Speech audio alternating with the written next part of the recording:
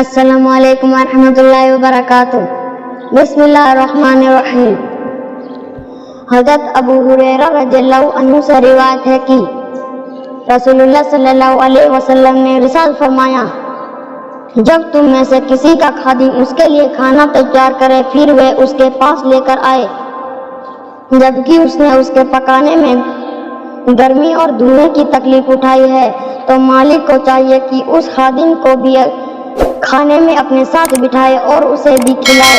اگر وہ کھانا تھوڑا ہو جو دونوں کے لیے کافی نہیں ہو سکے تو مالک کو چاہیے کہ کھانے میں سے ایک دو لقمے ہی اس خادم کو دے دے۔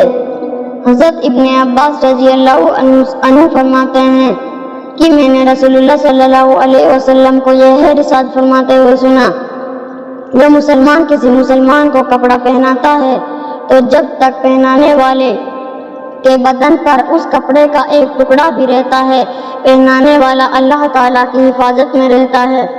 حضرت حارثہ بن نعمان رضی اللہ عنہ سے روایت ہے کہ رسول اللہ صلی اللہ علیہ وسلم نے ارشاد فرمایا، مسکین کو اپنے ہاتھ سے دینا بری موت سے بچاتا ہے۔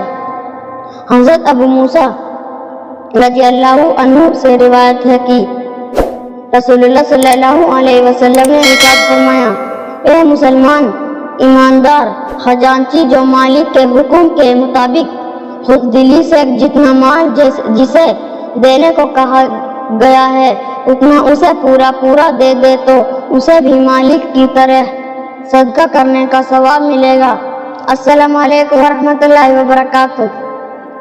ایسی اچھی ویڈیو ہم لاتے رہیں گے۔ ویڈیو اچھی لگی تو لائک کریں، شیئر کریں، سبسکرائب کریں۔